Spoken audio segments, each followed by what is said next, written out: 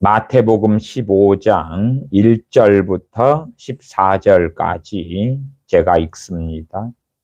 그때에 바리새인과 서기관들이 예루살렘으로부터 예수님께 나와 가로되 당신의 제자들이 어찌하여 장로들의 유전을 범하나이까? 떡 먹을 때에 손을 씻지 아니하나이다. 대답하여 가라사대 너희는 어찌하여 너희 유전으로 하나님의 계명을 범하느냐? 하나님이 이르셨으되 내 부모를 공경하라 하시고 또 아비나 어미를 회방하는 자는 반드시 죽으리라 하셨거늘 너희는 가로되 누구든지 아비에게나 어미에게 말하기를 내가 드려 유익하게 할 것이 하나님께 드림이 되었다고 하기만 하면 그 부모를 공경할 것이 없다 하여 너희 유전으로 하나님의 말씀을 폐하는도다. 외식하는 자들아 이사야가 너희에게 대하여 잘 예언하였도다 일렀으되 이 백성이 입술로는 나를 존경하되 마음은 내게서 멀도다. 사람의 계명으로 교훈을 삼아 가르치니 나를 헛되이 경배하는도다 하였느니라 하시고 무리를 불러 이르시되 듣고 깨달으라. 입에 들어가는 것이 사람을 더럽게 하는 것이 아니라 입에서 나오는 그것이 사람을 더럽게 하는 것이니라. 이에 제자들이 나와 가로되 바리새인들이 이 말씀을 듣고 걸림이 된 줄 아시나이까? 예수님께서 대답하여 가라사대 심은 것마다 내 천부께서 심으시지 않은 것은 뽑힐 것이니 그냥 두어라. 저희는 소경이 되어 소경을 인도하는 자로다. 만일 소경이 소경을 인도하면 둘이 다 구덩이에 빠지리라 하신대. 아멘. 주님께서 바리새인들과 서기관들이 주님께 와서 주님을 제자들의 장로들의 유전을 지키지 않는 것을 가지고 주님을 공격합니다. 주님께 와서 주님께 말씀을 듣고 배우려 함이 아니라 마태복음 15장 2절에 당신의 제자들이 어찌하여 장로들의 유전을 범하나이까? 떡 먹을 때에 손을 씻지 아니하나이까? 장로들의 유전, 사람의 계명. 참 과거나 현재나 이 사람들이 만들어내는 자의적인 성경 해석이 하나님의 말씀을 대신하는 그런 많은 일들이 있어 왔고 여전히 그럴 때도 아주 많습니다. 소위 유명한 대한민국의 목사라는 사람 중에 나는 성경을 100독 이상을 읽었다.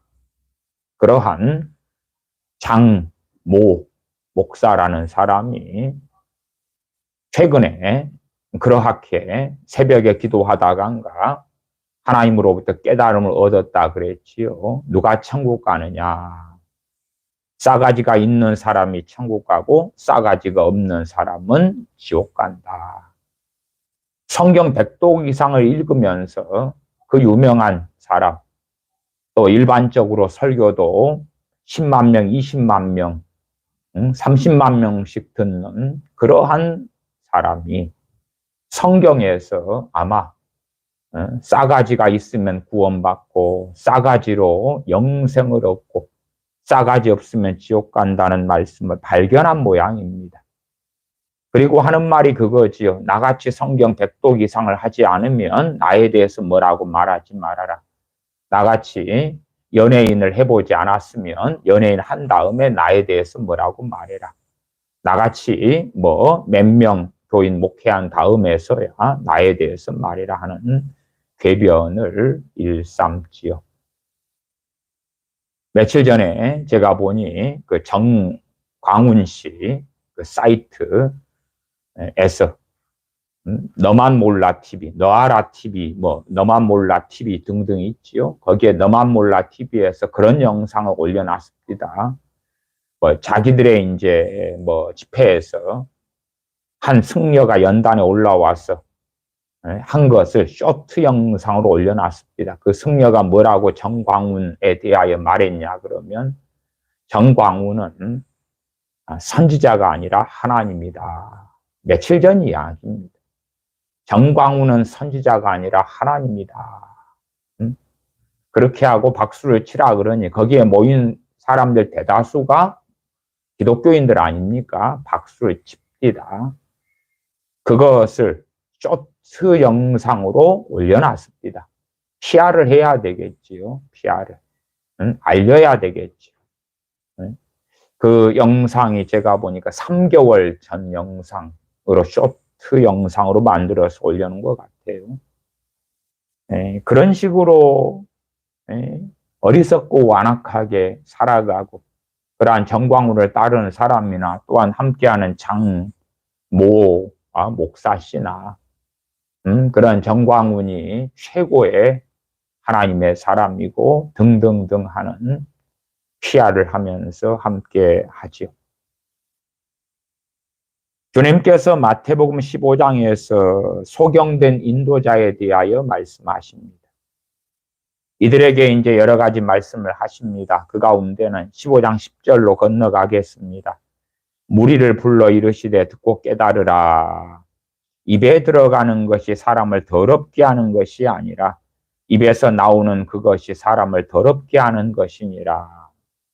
이 바리새인들, 서기관들, 율법학자들은 정결예식, 손을 씻고 빵을 먹고 음식을 먹음으로 자신들이 깨끗하게 될 줄로 알았지만 자신들의 입술은 관리하지 못해서 마음을 관리하지 못함으로 마음에 있는 것을 입 밖으로 쏟아내고 그리고 자신을 더럽게 하고 있어 왔던 것이지요. 주님께서는 입에 들어가는 것이 사람을 더럽게 하는 것이 아니라 입에서 나오는 그것이 사람을 더럽게 하는 것이니라.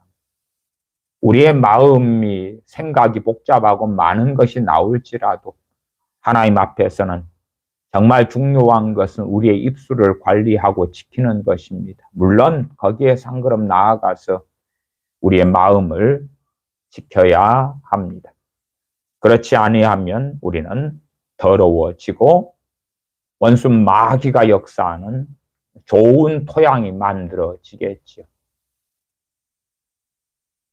12절에 이에 제자들이 나와 가로되 바리새인들이 이 말씀을 듣고 걸림이 된 줄 아시나이까.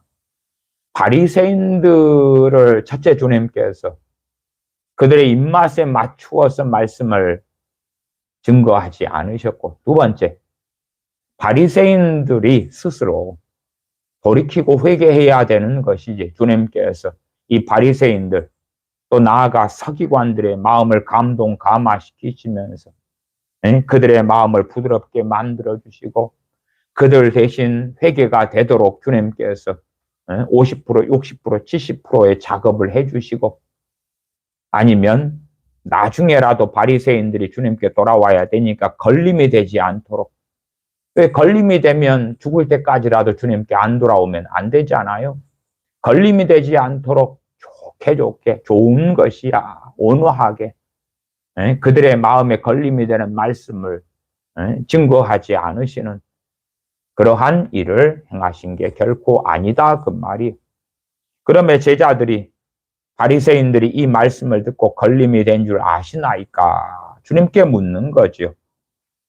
13절 예수님께서 대답하여 가라사대 심은 것마다 내 천부께서 심으시지 않은 것은 뽑힐 것이니 그냥 두어라.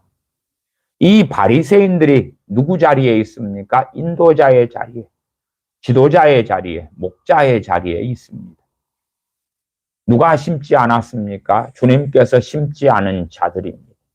주님께서 그들을 주님의 종으로 목자로 부르시지 않은 자들이지요.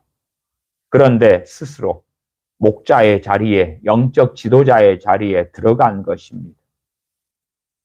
우리들이 생각하는 주님이나 우리들이 생각하는 사랑의 기독교라면 자기 스스로 하나님의 종의 자리에 찬탈해서 들어간 자들까지도 그러한 자들도 온화하게 설득하고 좋은 마음으로 어떻게 저렇게 해서 야 너희들 스스로 하나님이 부르시지 않았는데도 하나님께서 세우시는 하나님의 종의 또한 전임 사역자의 자리에 하나님이 일을 하는 그러한 부르심의 자리에 섰지만 그러나 내가 너희를 이제는 부르겠다 쓰겠다 뭐 그래야 되겠지요. 그러나 그러시지 아니하시고 바리새인들이 걸림이 된 줄을 아시나이까? 이 말씀을 듣고 걸림이 된 줄을 아시나이까? 주님 말씀을 통하여 회개가 일어났습니까? 예? 주님 말씀 듣고 걸림이 일어났을 때에 그 걸림 때문에 바리새인들이 회개하느냐 그렇지 않느냐 걸림이 끝까지 걸림으로 남느냐는 그들의 몫입니다. 바리새인들에게는 걸림이 되었습니다. 그들의 잘못된 가르침, 사람의 계명을 가리키는 잘못된 삶. 그래서 15장 7절에 외식하는 자들아 이사야가 너희에게 대하여 잘 애언하였도다 일러스되 이들이 영적 지도자가 되어서 외식하는 자이면서 그러면서 또한 교인들을 외식하는 자들로 만들고 있다는 사실이죠. 자신들이 외식하는 자니까 유대인들을 외식하는 자들도 만들어 왔던 거지요. 8절 이 백성이 입술로는 나를 존경하되 마음은 내게서 멀도다. 입술로는 나를 존경한다. 입술로는 찬양합니다. 하나님 사랑합니다. 예수님 사랑합니다. 그러나 마음은 하나님에게서 멀도다. 이 바리새인들이 가리키는 것이 무엇이냐? 하나님의 계명이 아니라 사람의 계명이었다. 9절에 사람의 계명으로 교훈을 삼아 가르치니 나를 헛되이 경배하는도다. 문제는 교인들이 또 하나님의 선민인 유대인들이 이 바리새인들에게 배우면서 사람의 계명을 하나님의 계명으로 믿는다는 사실이에요. 많은 어리석고 완악한 목회자들이 강단에서 성경을 빙자해서 말하면서 결국 성경을 빙자해서 거기에서 하나님의 계명인 것처럼 위장수를 써서 사람의 계명들을 만들어내고 사람의 계명들을 진리인 양 가리키고 사람의 계명을 배운다는 사실이에요. 물론 하나님의 말씀 66권을 이 좋은 시대에 가지고 있음에도 소경되어져서 살지요. 극단적으로는 저는 정교회나 로마 가톨릭처럼 성경을 가지고 있지만 그러나 성경에서 우상 숭배하지 말라는 우수한 말씀을 발견하면서 마리아를 숭배하고 마리아에게 기도하고 마리아를 찬양하는 그러한 악함 속에 들어가지요. 그보다는 덜할지 몰라도 우리 개신교도들, 우리 그리스도인들 가운데 참 많은 사람들이 사람의 계명을 배우고 그 속에 빠져서 살기를 아주 좋아합니다. 3절 올라가면 주님께서 너희는 어찌하여 너희 유전으로 하나님의 계명을 범하느냐. 자기들은 하나님의 말씀에서 이 유전이 왔습니다. 하나님의 말씀에서 이 장로들의 유전이 왔고 이 교훈이 왔습니다 라고 주장하지만 주님께서는 그렇지 않다. 너희는 너희들의 유전으로 너희들의 교훈으로 하나님의 계명을 너희는 어기고 있다. 그렇게 명확하게 말씀하시면서 외식하는 자들아 하고 책망하시는 것입니다. 다시 13절로 와서 심은 것마다 내 천부께서 심으시지 않은 것은 뽑힐 것이니 내 천부께서 심으시지 않은 것은 뽑힐 것이다. 여기에서의 주 대상은 앞에 있는 바리새인들, 지금으로 확장하면 목회자들, 때로는 유감스럽게도 선교사님들까지도 포함될 것입니다. 하나님께서 심으신 사람들과 그렇지 않은 사람들, 하나님이 콜링하여 부른 종들과 하나님께서 부르시지 않은 종들, 지금 시대에는 신학교들이 우후죽순 난립하고 참 많아져서 그래서 매년 신학교 졸업자들이 신학대학원이라고 말해야 되겠죠. 신학대학원 졸업자들이 한 1만 명이 됩니다. 1만 명. 교회에는 약 8만 개가 넘고요. 옛날 자료와 통계는 6만 개, 7만 개 그러지만 8만 개가 넘고, 그리고 목회자 수는 얼마쯤 될까요? 주로 6만 명이었을 때 통계 자료를 보면은 한 2만 명, 13만 명, 그 다음에 7만 명이었을 때가 딱 2배 되더라고요. 14만 명. 지금 8만 교회, 8만 얼마의 교회, 또 팬데믹을 맞이해서 많은 미자립교회가 문을 닫고 했으니까요. 그래도 한 8만 이리저리 보겠습니다. 그러면 곱하기 2 할 때 한 16만 목회자들. 그러면서도 매년 이 신학대학원 졸업생들은 늘어가고 있습니다. 제가 자료를 찾아보니까 신학교가 몇 개 되느냐 그럴 때에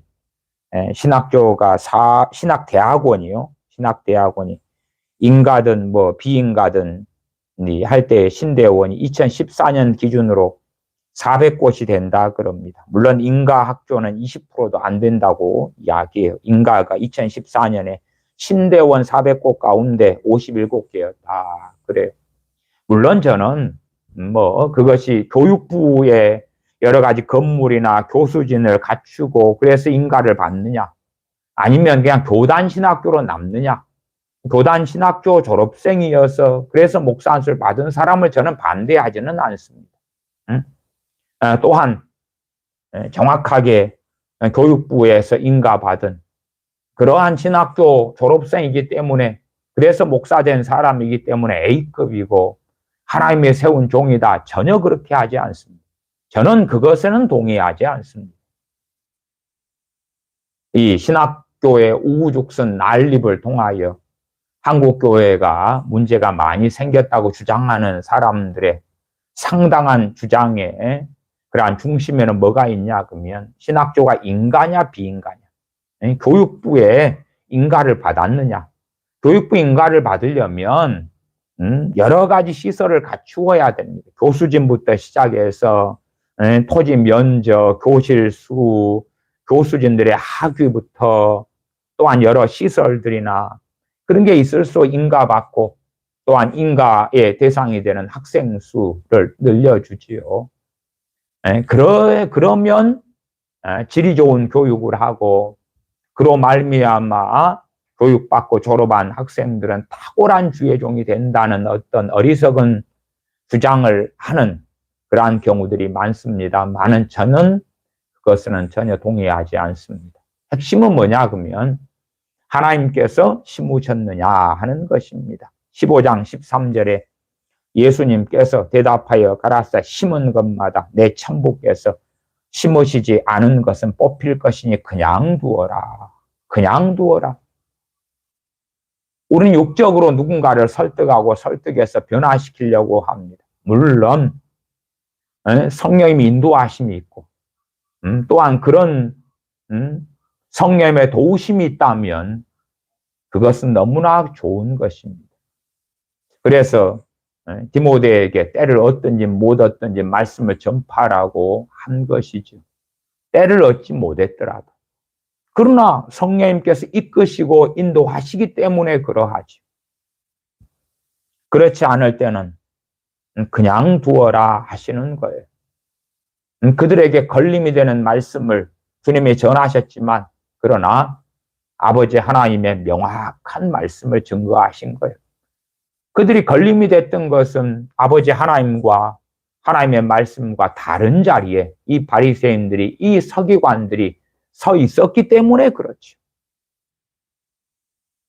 14절 그냥 두어라. 저희는 소경이 되어 소경을 인도하는 자로다. 소경이 되어서 소경을 인도해요.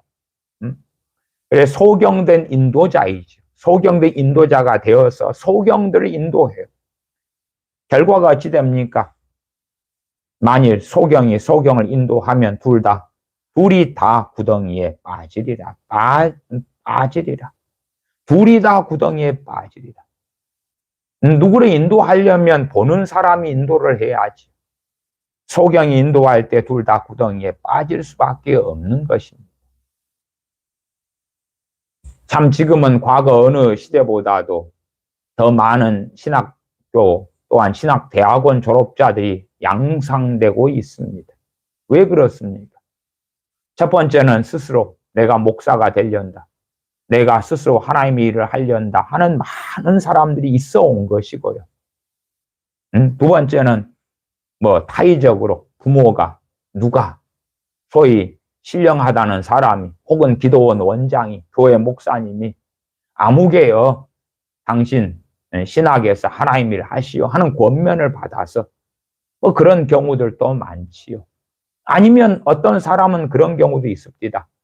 나이 들어서 신학하는 사람들 가운데 꽤 많은 비율을 차지합니다.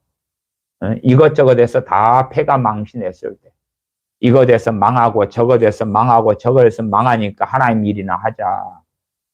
정말 끔찍합니다. 예외는 존재할 것입니다만은 생각해 보십시오. 하나님 일을 하려면 자기 삶에서 어떤 실패나 망하는 문제가 아니라 자기 삶에서 하나님과 동행하던 사람들이 그런 사람들이 하나님 일을 해야 되는 것입니다. 신학하기 전에는 하나님과 동행 못했는데 신학교 막 가니까 하나님과 동행하게 되는 것입니까? 그런 망상이 어디 있습니까? 신학교에서는 성경을 가르치지 않습니다. 신학교에서는 신학을 가르치고 오히려 그것이 하나님의 말씀을 오도하고 호도하고 잘못된 길로 인도하는 그런 경우들이 아주 많지요. 그러면 주님께서는 그들을 그냥 두어라 그럽니다.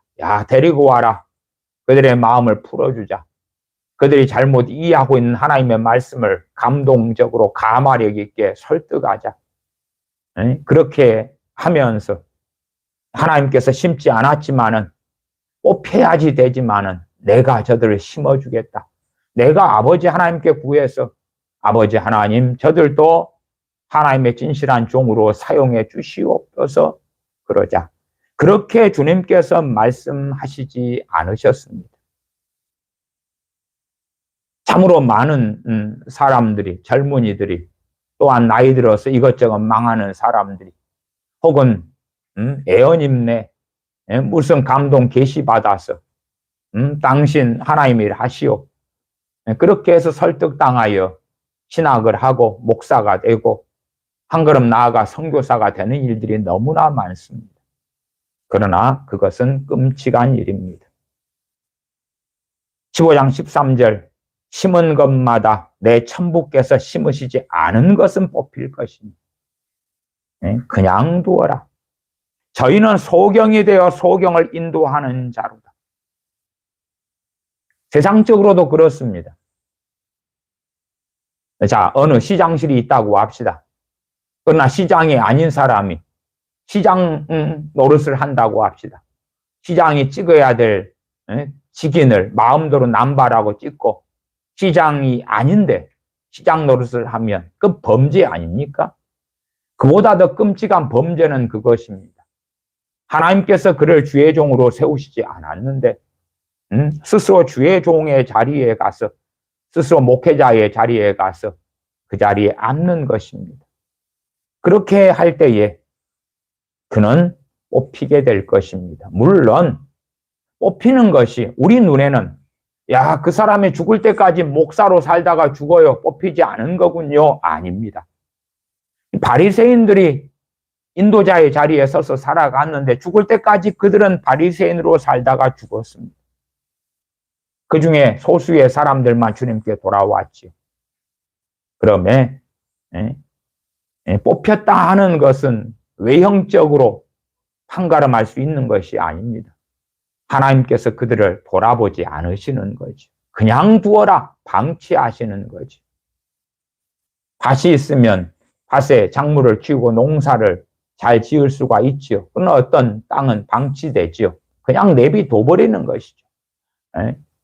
로마서 1장에 있는 대로 그들을 내어버리시는 거예요. 내비둬 버리시는 거예요. 잡초가 무성하게 되고, 황폐하게 되고, 사람이 쓰지 않는 땅이 되고, 그렇게 되는 거지요. 그런 것처럼 이러한 바리새인들이 기도 생활을 한들 성경을 본들 하나님께서 내버려 두시는 거예요. 그런 것이 무서운 것입니다. 우리가 다 우리 믿는 사람들은 하나님의 부르심을 받아서 하나님의 자녀가 되고 우리 주 예수 그리스도의 제자가 되었습니다. 그러나 그 외에 하나님께서 교회 중에 맷을 세우셨으니 그러면서 신약 또 초대교회 시대로 할 때에 또 주님께서 사도로 세우시고 그리고 선지자로 세우셨고 안디옥 교회에도 선지자와 교사들이 있었지요. 아가보 선지자도 신약 시대에 존재했고요. 물론 지금 시대에 사도가 있느냐 선지자가 있느냐 뭐 그런 부분에 대해서 저는 굳이 논할 필요가 없다. 또한 크게 관심 가질 필요가 없다. 오히려 성경에 있는 사도들을 통하여 하신 말씀 또한 성경에 있는 선지자들을 통해 하신 말씀에 귀를 기울이는 것이 더 합당하고 옳은 태도겠지요. 그 다음에 지금 시대에야 복음 전하는 자와 목사와 교사가 훨씬 더 중요한 시대가 되었다. 성경을 통해서 사도들과 선지자들의 사역에 도우심을 받는 것으로 저는 충분하다. 그렇게 말씀을 드리는 입장이고 복음 전하는 자와 목사와 교사 에베소서 4장 11절이죠. 이 오중 직임, 오중 직분 가운데 복음 전하는 자 목사와 교사가 정말 중요하다. 그렇게 원론적인 말씀을 드리는 것입니다. 주님께서는 참으로 엄정하게 그러한 주님의 말씀을 통하여 걸림이 된 바리새인들에 대하여 엄정하게 말씀하십니다. 내 천부께서 심으시지 않은 것은 뽑힐 것이다. 이 우리나라 교회, 한국 교회에 최근에 이제 코로나19 팬데믹 이후에 이제 최근의 상황입니다. 제가 이 데일리 굿 뉴스를 보니까 데일리 굿 뉴스에서 목회 데이터 연구소에서 조사한 자료를 가지고 기사를 써놨더군요. 코로나 이후 한국 교회 목회자 30%가 번아웃 상태다. 그렇게 써놨습니다. 번아웃은 뭐냐 그러면 극도의 신체적, 정신적 피로감을 느끼고 고통을 받고 무기력해지는 현상을 번아웃이라 그럽니다. 탈진이죠, 탈진. 육체적으로, 심리적으로 고통스러워하는 거예요, 목회자들이요. 그러니까 번아웃 상태다. 목회데이터 연구소에서 예장 통합교단을 조사했습니다. 그래서 목회자들의 번아웃, 지금 목회하는 목회자들 이야기입니다. 30.7%가 번아웃이다. 그 다음에 500명 이상의 대형교회 목회자들을 또 따로 조사했어요. 그랬더니 그 중에서는 50%가 번아웃이다. 500명 이상의 교인들이 있는 목회자들. 겉보기에는 500명 이상의 교인이 있으니까 사례비도 많고 목회자 복지도 좋고 또 큰 교회니까 존경도 더 받고 그러겠지요. 그러나 가지가 많은 나무 바람 잘 날이 없다고. 그 목회하면서 그들은 육체적 심리적으로 고통스러워하고 탈진이 일어났다. 그 말 2명 중에 1명이. 물론 제가 극단적으로 그런 번아웃이 이 목회자 가운데 30%가 예장 통합교단이 그러니까 뭐 이것을 다른 교단들도 다 연계시켜서 이해할 수가 있겠죠. 그러한 뭐 플러스 마이너스 가감이 있겠습니다만은 별 차이는 저는 없을 거라 그렇게 봅니다. 30%가 대형 교회 목회자들은 50%가 번아웃이 일어났다. 그들이 육적이기 때문에 그렇다라고 단순하게는 말씀을 못 드리고 또한 그들 전체가 하나님께서 부르시지 않았다. 라는 말씀도 드릴 수 없습니다. 그건 하나님의 몫이지요. 그러나 그만큼 하나님과의 관계가 문제가 있다는 것은 명확하죠. 또한 목회자들이 뭐 바르게 산다 해도 교회 안에서 무서운 무질서가 있고 분란이 있고 다툼이 있고 문제들이 있다면 그런 번아웃의 이유나 그런 것이 될 수도 있겠죠. 그러나 어쨌든 간에 30% 대형교 50%의 목회자들이 번아웃이다. 그 말은 그들이 영적으로 건강하지 않다는 것이죠. 한국교회는 참 많이 침체되어 왔습니다. 그래서 가장 이렇게 좀 더 신뢰할 만한 자료로서는 2022년 2월에서 11월까지 만 19세 이상 성인 9,182명 대상으로 한목협이라고 그럽니다. 한국기독교 목회자협의회에서 종교생활과 신앙 의식조사를 실시를 했습니다. 그랬더니 개신교 인구가 15%다 그렇게 나왔어요. 개신교 인구 15%란 이야기는 지금 2022년 2월에서 11월까지 9,182명 대상 조사에서 이제 그 전체의 우리 한국 사람들 인구로 해서 개신교인들의 비율을 낸 것입니다. 개신교인들의 비율이 15.0% 771만 명이다. 이렇게 조사가 됐어요. 771만 명이다. 최근래 몇 년 사이에 우리 개신교인들의 인구가 그래도 한 2014년부터 2022년까지만 해도 200만 명 정도 줄었다라고 많은 자료들이 이야기합니다. 그 전에 이제 2022년 작년 자료고 그 다음에 2015년 인구주택 총조사 통계청 결과에서는 개신교 인구가 967만 명으로 나왔었습니다. 물론 거기에 개신교 인구에는 신천지나 이단 사이비들 다 포함됩니다.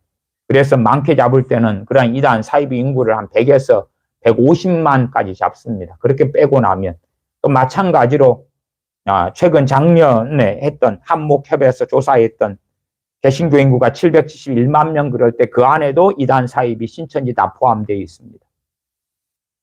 그래서 생가교회로 좀 적죠. 그 다음에 교회에 나가지 않고 가난한 성도죠. 물론 우리가 인터넷 예배를 드리는 사람은 그래 가난한 성도는 아니라고 봅니다. 그러나 전혀 이렇게 예배를 드리지 않고 그리고 교회 예배당에 출석하지 않거나 예배를 드리지 않는 그러한 사람들. 그러한 사람들이 개신교 인구 가운데 29.3% 226만 명 이렇게 알려졌더랬습니다. 그런 자료가 확인되지요. 2012년에는 교회 예배당에 출석하지 않는 사람이 10.5%, 2017년에는 23.3%, 2022년이 29.3% 그렇게 기하급수적으로 증가하고 늘었다 그럽니다. 그러한 핵심적인 이유 가운데 하나가 뭐라고 말씀드리냐 그러면 주님께서 마태복음 15장에 말씀하신 대로 하나님께서 심지 않은 자들, 하나님께서 부르시지 않은 자들, 하나님께서 세우지 않은 자들이 주의 종의 자리에 올라가 있다 하는 것입니다. 자의적으로 자신의 욕망에 따라서 하나님 일을 하는 길을 선택해 왔다 하는 것입니다. 요한복음 15장 16절에 주님께서 너희가 나를 택한 것이 아니요 내가 너희를 택하여 세웠나니 주님께서 사도들을 내가 너희를 택하여 세웠나니라고 말씀하지. 성경에서 우리가 사도 바울에 대해서 청년 사울이었을 때 주님께서 그를 세우시고 부르시고 또한 주님께서 제자 아나니아에 대해서 아나니아에게도 하나님께서 저 청년 사울을 내가 쓰려고 불렀다고 말씀하시는 그러한 것을 우리가 사도행전을 통해서 듣고 보기도 합니다. 이 소경된 인도자들 그것이 교회의 타락을 가져오고 물론 하나님께서 어떤 사람을 주의 종으로 세웠다 해서 그가 결과가 해피엔딩한 것이 결코 아닙니다. 마치 발람 선지자처럼 술사 발람으로 마감할 수도 있고 하나님께서 솔로몬을 왕으로 세우셨는데 그의 노년은 그러한 우상 숭배 속에 깊이 있게 빠지고 많은 신들의 신당을 만드는 그러한 어리석은 길을 달려갔던 것을 압니다. 사울 왕의 종국도 우리가 알고 있죠. 하나님께서 세운 종이라 해도 그가 마지막까지 달려갈 길을 다 마치는 건 아닙니다. 그러나 하나님께서 세우시지 않은 자들이 하나님의 종의 자리에 들어간다면 그것은 얼마나 끔찍하겠습니까? 그래서 최소한은 다 지금 시대에 이 자유민주주의 시대에 종교의 자유가 있는 시대에는 각자가 이제 어떤 주의 종으로부터 내가 말씀을 듣고 배워야 되겠다. 그걸 자기가 선택하는 시대죠. 그게 누가 강제됩니까? 뭐 거짓말을 하는 목회자들이 많습니다만은 아무개 교회에는 꼭 다녀라. 죽을 때까지 다녀라.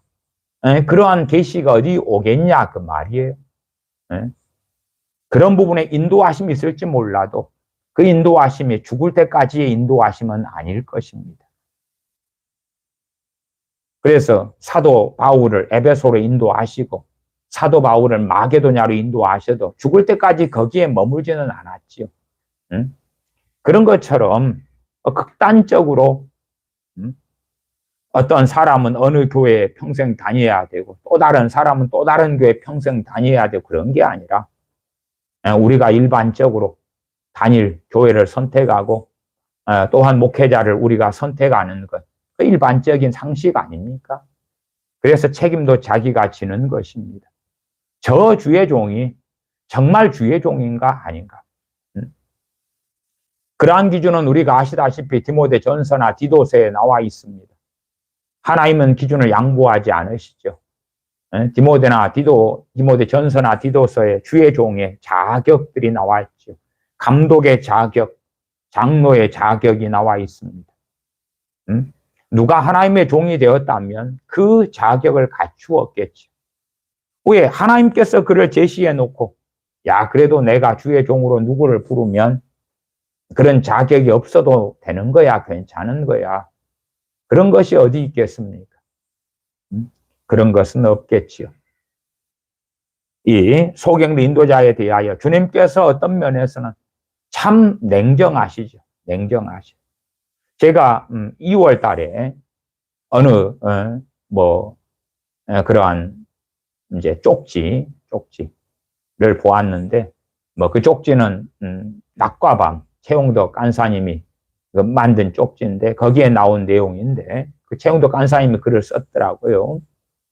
그러면서 간디에 대하여 참 간디는 예수님은 너무 사랑했는데 기독교인들은 싫어했다. 그러면서 간디가 정말 성경적으로 블라블라블라 하는 궤변을 써놔서 참 우습다.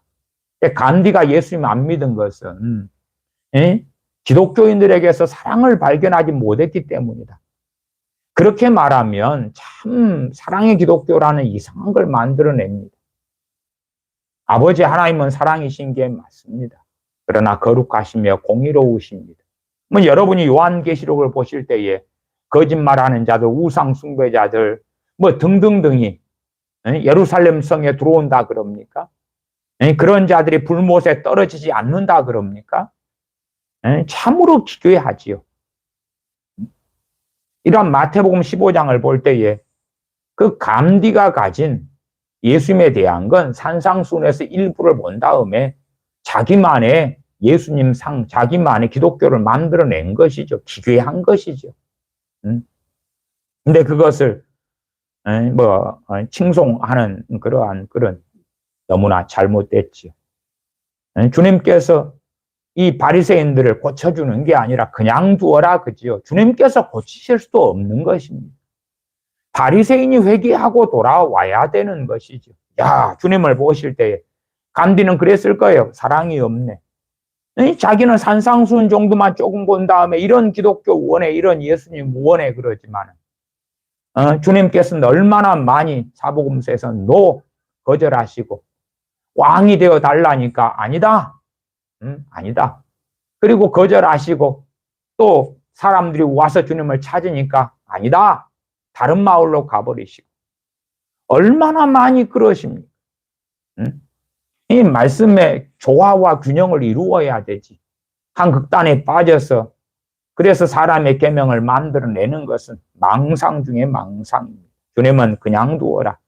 저희는 소경이 되어 소경을 인도하는 자로다. 응? 극단적 예외는 존재하겠습니다만은 하나님께서 그를 세우지 않은 자들이 주의 종의 자리에 서서 강단을 차지하고 말씀을 자의적으로 해석하고 할 때에 하나님께서는 그들 대다수를 돌아보지 않으십니다. 왜? 그들은 끔찍한 불법을 자행하고 있는 것이기 때문에 그렇습니다. 그들이 열심은 그래도 선한 마음을 가지고 불라 그렇게 보일런지는 몰라도 하나님께서 세우셔야 하는 것입니다. 하나님의 부르심을 받았어야 하는 것입니다. 마태복음 23장으로 갑니다. 소경된 인도자에 대한 말씀들이 더 있습니다. 마태복음 23장 16절을 보겠습니다. 제가 읽습니다. 화 있을진저 소경된 인도자여. 소경된 인도자에게 재앙이 있을 것이라고 말씀하시고 선포하시지. 복이 있을 것이다. 소경된 인도자야. 소경된 인도자야 너희가 눈을 뜨리로다 그러십니까? 전혀 그렇지 않습니다. 전혀 그렇지 않아요. 그 다음에 소경된 인도자들은 소경들을 끌고 가서 함께 구렁텅이에 다 집어넣습니다. 15절로 올라가 15절에 가셔도 23장 15절에 화 있을진저 외식하는 서기관들과 바리새인들이여 너희는 교인 하나를 얻기 위하여 바다와 육지를 두루 다니다가 생기면 너희보다 배나 더 지옥 자식이 되게 하는도다. 무엇을 통해서요? 성경 해석을 통해서요. 성경 해석을 통해서 더 배나 지옥 자식을 만드는 거예요.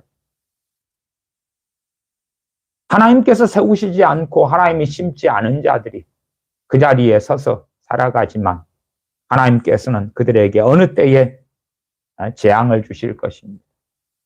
육신적으로는 대형교회, 초대형교회 목사가 되어 잘 먹고 잘 살다가 죽을지 몰라도 그들에게 끔찍한 재앙은 죽은 다음에 도래하겠죠.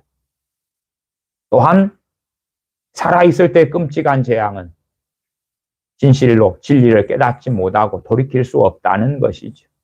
하나님의 바른 말씀을 알고 회개할 수 없다는 것이지요. 다시 16절 화 있을진저 소경된 인도자여 너희가 말하되 누구든지 성전으로 맹세하면 아무 일 없거니와 성전에 금으로 맹세하면 지킬지라 하는도다.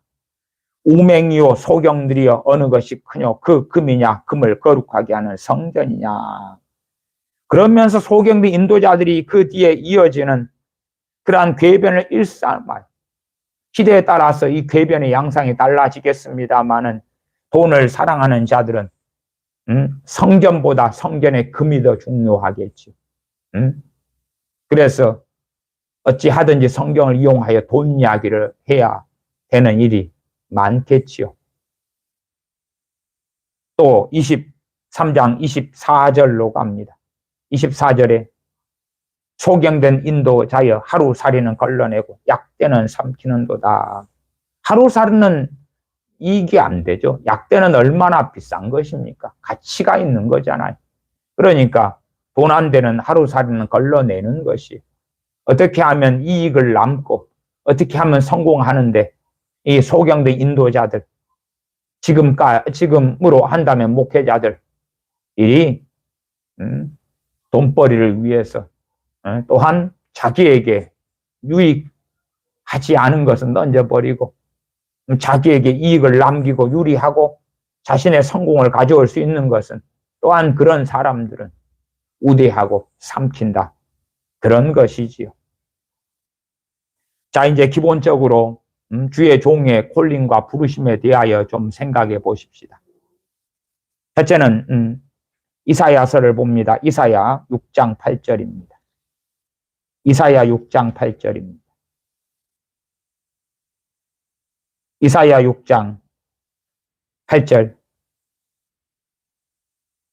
제가 읽습니다. 이사야 6장 8절입니다. 내가 또 주의 목소리를 들은 적 이르시되 내가 누구를 보내며 누가 우리를 위하여 갈꼬. 이 본문에서는 삼위일체 하나님이 나오시지요. 내가 누구를 보내며 누가 우리를 위하여 갈꼬. 내가 또 주의 목소리를 들으니 전능하신 하나님께서 그의 목소리를 이사야에게 들려주십니다. 이게 이사야 선지자가 콜링 받은 부르신 사건이 이사야 6장에 나와 있습니다. 내가 누구를 보내면 누가 우리를 위하여 갈고 그때에 내가 가로되 내가 여기 있나이다 나를 보내소서. 내가 여기 있나이다 나를 보내소서. 9절에 여호와께서 가라사대 가서 이 백성에게 이르기를. 하나님께서 이사야 선지자의 귀에 내가 누구를 보내며 누가 우리를 위하여 갈고라고 들려주시고 그의 이사야는 자원해서 내가 여기 있나이다 나를 보내소서 하니까 9절에 사명을 주십니다. 오케이. 가서 이 백성에게 이르기를 너희가 듣기는 들어도 깨닫지 못할 것이요 보기는 보아도 알지 못하리라 하여 이 백성의 마음으로 둔하게 하며 그 귀가 막히고 눈이 감기게 하라. 염려컨대 그들이 눈으로 보고 귀로 듣고 마음으로 깨닫고 다시 돌아와서 고침을 받을까 하노라. 실제로 주님의 사명과 사역 가운데는 이러한 이사야 말씀 인용하면서 말씀하셨고 그래서 알아듣지 못하게 하시려고 비유로 말씀하셨고 주님의 제자들에게는 비유를 설명해 주시는 그러한 일이 있었다는 것을 우리가 마태복음 13장 등을 통하여 알 수가 있습니다. 주님께서도 어떠한 자들은 보기는 보아도 보지 못하고 듣기는 들어도 듣지 못하게 하셨습니다. 이사야 선지자의 사명도 또한 그러한 부분이 있었다. 오히려 그러한 사명이 컸다. 그렇게 말씀을 우리가 할 수가 있겠지요. 이사야 선지자의 부르심, 하나님께서 명확히 부르신 것을 우리가 보지요. 예레미야 선지자의 부르심도 예레미야서 1장에 있습니다. 예레미야서 1장에 있습니다. 예레미야 1장. 예레미야 1장입니다. 예레미야 1장 4절부터입니다. 여호와의 말씀이 내게 임하니라. 누구에게요? 예레미야입니다. 내가 너를 복중에 짓기 전에 너를 알았고 어떤 사람들, 어떤 목회자들은 이것을 모든 그리스도인들에게 적용시키는 경우가 있습니다만 본문은 그 너는 예레미야 선지자입니다. 우리 모든 사람에 대해서 적용할 때는 어떤 것은 맞는 내용이 될지 몰라도 상당히는 대변이 되고 말 것입니다. 내가 너를 복중에 짓기 전에 너를 알았고 너가 태에서 나오기 전에 너를 구별하였고 너를 열방의 선지자로 세웠느니라. 그 뒤에 내가 너를 열방의 선지자로 세웠느니라 할 때에 우리들의 보편적 그리스도인들에 해당이 됩니까? 안 되지요. 안 돼. 하시기로 이제 하나님께서 예레미야 선지자 열방의 선지자로 세웠다고 구별하였다고 콜링하시잖아요. 어떤 사람들은 주변 사람들의 권유를 따라서 하나님 일을 하려는 사람들이 또한 하는 사람들이 있습니다. 그것은 잘못된 것입니다. 주변 사람들의 말이 중요한 게 아니라 주변 사람들의 말이 어떨 때는 도움이 될 수 있냐고 확증으로 내가 하나님께서 나를 부르신 줄을 아는데 그런데 확신이 부족할 때가 있습니다. 성격상으로 그렇고 담대함이 부족한 사람도 있고 뭐 등등등 그렇지요. 그런 경우에 주변 사람들 통하여 확증을 하시는 경우는 있다 그 말이에요. 우리가 사사기를 볼 때에 기드온을 하나님이 부르시는데 기드온의 양털의 사건이 나오지요. 어떤 어리석은 사람들은 기드온의 양털처럼 그렇게 하기보다도 물론 기드온의 양털을 사용한다는 것이 꼭 옳다는 이야기는 전혀 아닙니다. 그러나 어쨌든 간에 기드온의 양털 사건을 잘못 해석하고 잘못 사용하고 적용해서 그래서 하나님 하나님의 뜻이면 이걸 이렇게 해주시고 하나님의 뜻이 아니면 저걸 저렇게 해주십시오 하는 방식으로 어리석게 씁니다만은 최소한 사사기 본문도 잘 안 읽은 사람들이에요. 사사기 본문을 잘 읽으시면 하나님의 뜻은 기드온이 받았고 압니다. 문제는 기드온에게 담대함이 없고 두려움이 있고 소심하다는 거지요. 그래서 확증을 얻기 위하여 양털을 사용합니다. 그리고 하나님께서는 기적을 통하여 양털의 기적을 통하여 확증을 해 주시지요. 기드온은 하나님이 하신 말씀을 정확하게 들었고 하나님의 부르심을 받았고 하나님께서 기드온을 통하여 전쟁을 수행하시는 부르심을 받았습니다. 그를 사사로 세우셔서 전쟁을 수행하게 하셨는데 기드온이 그 부분에 있어서 하나님께 확증과 더한 담대함을 위한 기적을 양털을 통해서 요청했던 것이지요. 많은 사람들이 나도 기드온의 양털처럼 쓸 거야 하지만 그들은 하나님의 뜻을 모르잖아요. 기드온은 아는 경우고. 그러니까 다른 것입니다. 오히려 하나님을 시험하는 것이 어떤 자들은 될 수가 있고 그 다음에 하나님의 개입하심이 아니라 귀신들의 농간이 나타날 수가 있고 때로는 우연처럼 되어지는 것을 하나님의 뜻이라고 빙자해서 스스로 함정에 빠지는 일이 많겠지요.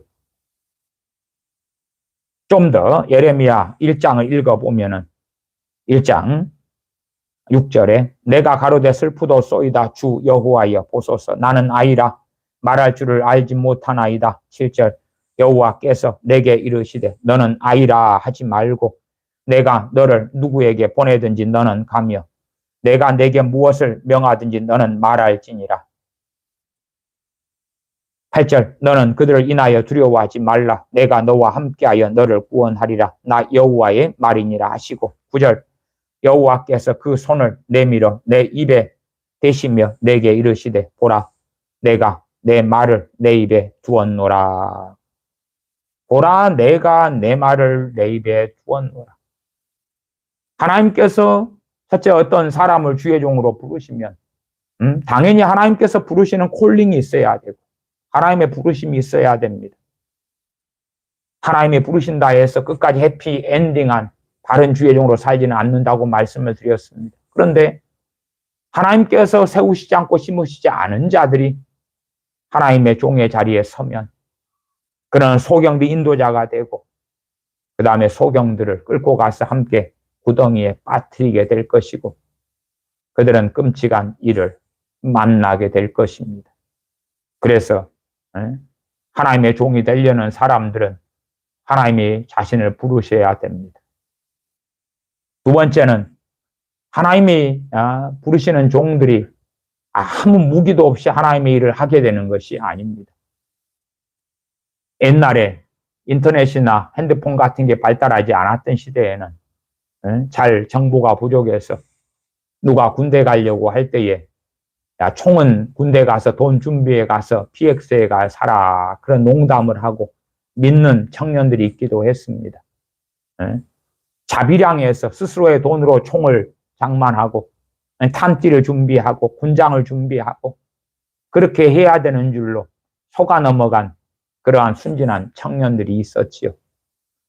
우리가 군에 가서 군인이 되어서 나라를 지키는데 우리 돈으로 총을 사고 우리 돈으로 철모를 방탄모를 사고 우리 돈으로 군복을 군화를 사서 입고 사서 신고 그럽니까? 그러지 않습니다. 이 예레미야 선지자에게도 나는 아이라 나는 말할 줄을 알지 못하나이다 하니까 하나님께서 그에게 그 손을 내밀어 예레미야 선지자 입에 대시며 이르시되 보라 내가 내 말을 내 입에 두었노라. 말씀을 주시잖아요. 말씀을 주셔요. 말하자면 성령님의 기름 부으심, 사역적인 기름 부으심, 성령님의 은사들을 주시는 것입니다. 그래야지만이 하나님의 일을 감당할 수 있기 때문에 그렇습니다. 주의 종의 일을, 하나님의 일을 자기 지혜와 자기 지식으로 어떻게 감당합니까? 성령님의 은사들이 풍성한데 하나님의 종으로 하나님의 누구를 세우셨는데 왜 그 은사들이 없습니까? 곤란하고 곤란한 문제가 되죠. 때로는 예외적으로 이가 없으면 잇몸으로 살 수밖에 없는 때가 존재합니다만은 그런 것은 임시적인 일들이 되겠죠.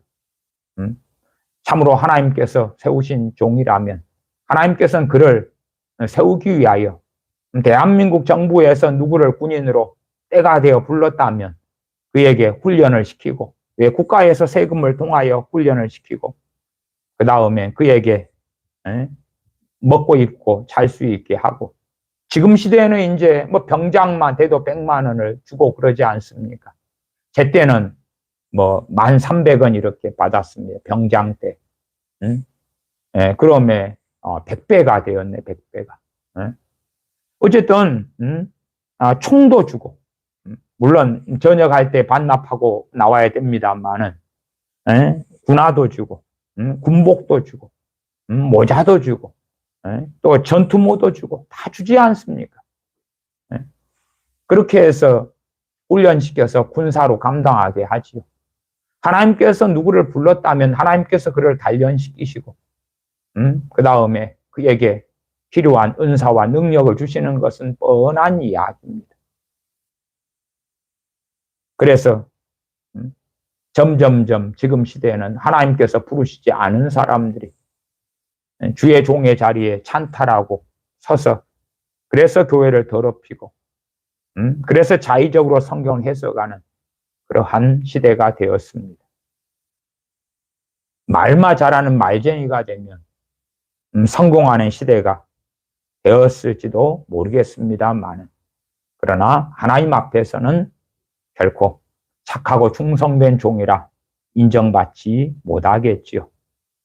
민수기 11장을 봐보겠습니다. 민수기 11장입니다. 민수기 11장입니다.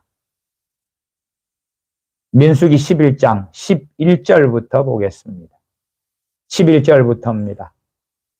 여호와께 여짜오되 주께서 어찌하여 종을 괴롭게 하시나이까? 어찌하여 모세 선지자의 기도입니다.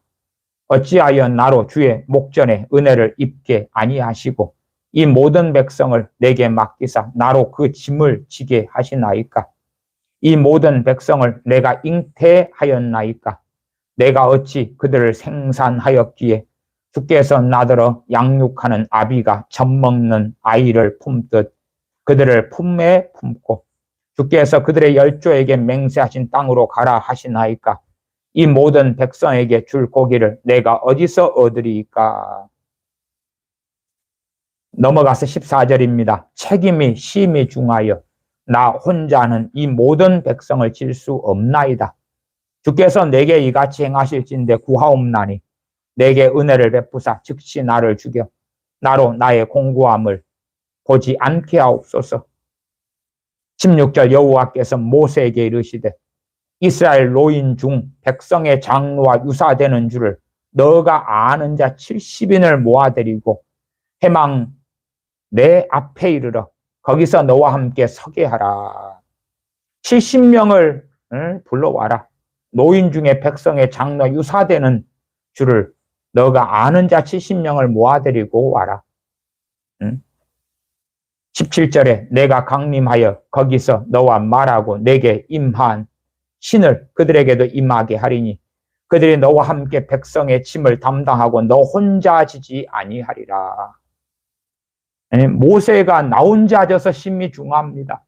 할 때에 하나님께서 그래 70명을 끄면 내가 함께 짐을 질 수 있게 해주겠다. 그 70명의 짐을 지게 하실 때에 내게 임한 신을 그들에게도 임하게 하리니 그들이 너와 함께 백성의 짐을 담당하고 너 혼자 지지 아니하리라. 하나님께서 그들을 부르시고 그들에게 성령이 임하시고 그들에게 능력을 주시잖아요. 여기에 이제 농명되었으나 이 자리에 오지 않은 엘닷과 메닷의 이야기도 뒤에가 나옵니다.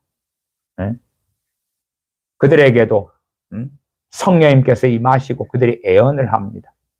물론 애언은 이 70명의 이 장로님들의 사명이 아니기 때문에 잠깐 하고 표적적으로 하고 맙니다. 왜? 애언의 사명이 아니기 때문에. 그러나 성령님께서 그들에게 임하시고 그 다음에 그 능력을 통하여 모세를 협력하여 그 짐을 지게 하시는 그 사명과 그 능력을 받은 것은 명확하게 나와 있습니다. 디모데전서 3장을 보겠습니다. 디모데전서 3장입니다. 디모데전서 3장입니다. 3장 1절부터 제가 읽습니다.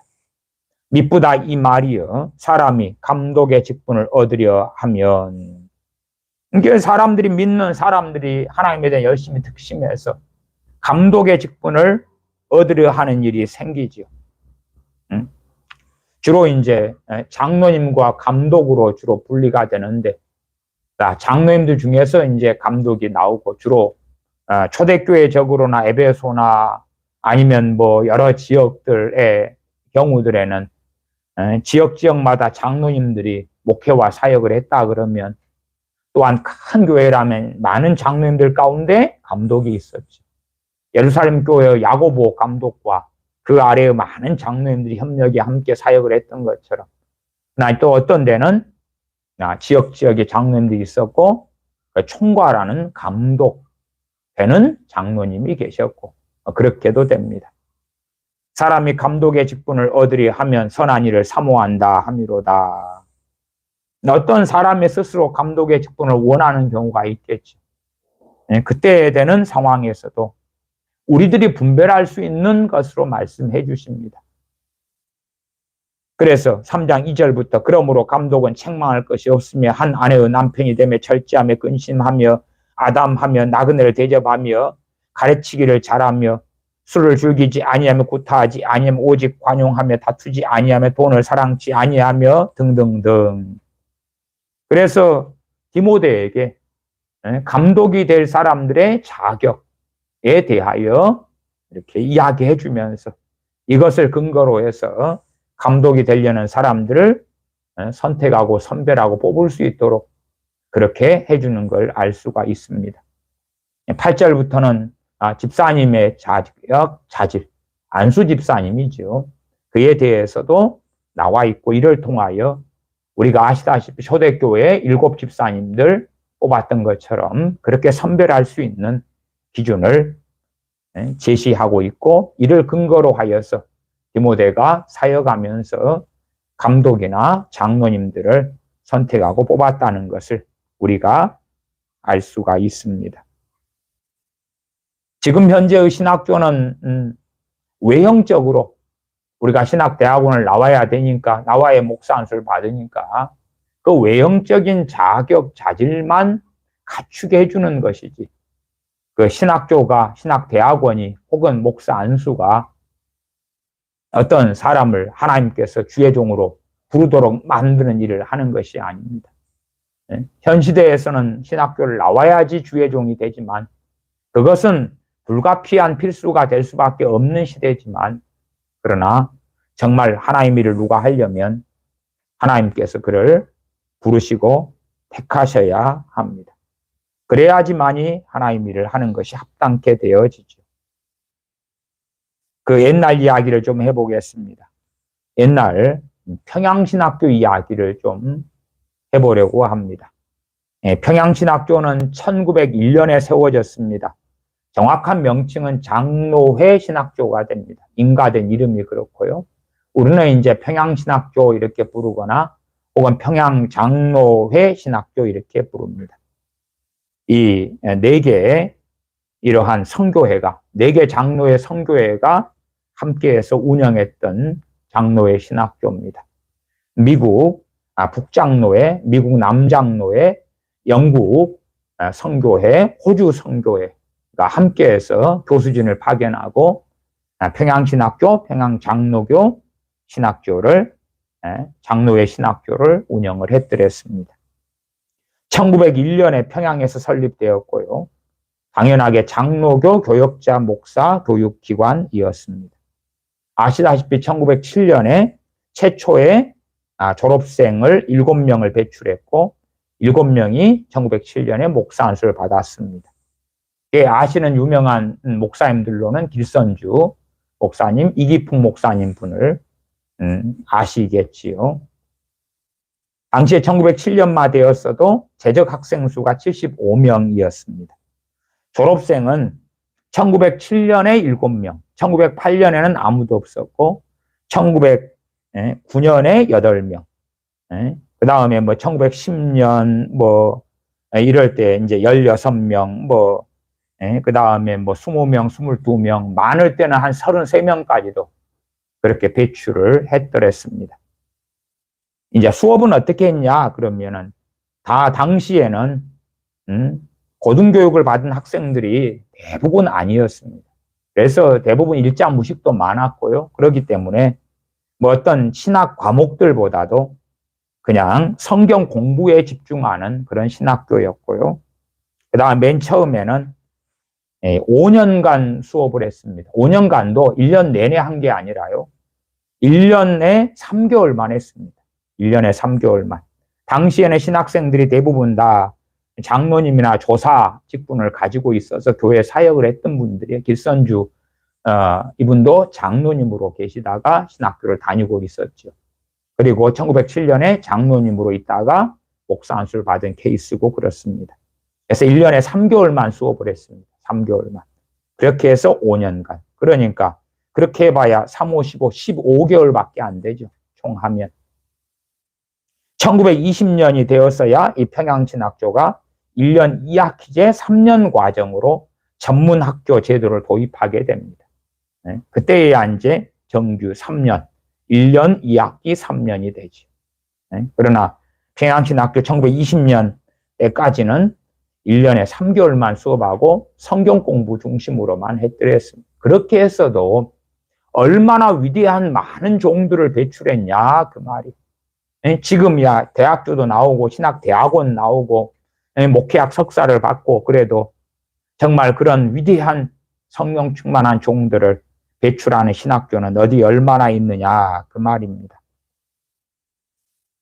1938년에 신사참배가 아주 절정으로 강요당했습니다. 그 다음에 장로교 총회는 일본의 사주를 받아서 신사참배를 가결하게 되는 끔찍한 일을 행합니다. 그래서 선교사님들은 우상숭배를 할 수 없다. 이 4개 선교회, 4대 국가의 선교회가 장로의 신학교를 이렇게 이끌고 했는데 선교사님들이 우상숭배할 수 없기 때문에 1940년에 평양신학교를 폐쇄합니다. 그리고 이제 마감하죠. 그러나 소위 말하면 일본의 신사참배에 가담한 장로교는 총회를 열어서 그래서 평양신학교를 다시 설립을 합니다. 그리고 일본의 허락을 받고 그리고 자유주의 신학 사상을 가진 채필근 목사를 도장으로 세우고 그 다음에 자유주의 물결이 급속도로 들어왔죠. 어쨌든 1950년 6.25 사변 이후로 다시금 교회는 깨어나고 다시금 하나님 앞에 서는 그러면서 부흥이 한국교회에 나타나는 그 흐름이 있다는 것을 우리는 아실 것입니다. 정말 어느 때보다도 참된 주의 종이 세워져야 되고 하나님께서는 자신의 쓰임에 맞는 사람들을 부르신다 하는 것이 부르실 때에 자비랑하여 병경 노릇하게 하시지 않는 것처럼 그 주의 종들에게는 그 합당한 은사와 능력을 주시는 것은 당연한 일입니다. 그렇게 해서 하나님의 일을 감당하게 하시죠. 점점 과거의 초대교회가 중세 로마 카톨릭 정교의 시대로 변하고 타락하고 암흑기로 들어갔던 것처럼 그렇게 주의 종의 자리에 하나님께 세우시지 않은 자들이 세워져 오면서 스스로 서면서 그러면서 하나님께서는 그들을 내버려 두시게 되었죠. 주님 말씀한 대로 가만 내버려 두어라 하시는 거죠. 하나님께 심지 않은 것마다 뽑히우게 될 것이다 하는 것이죠.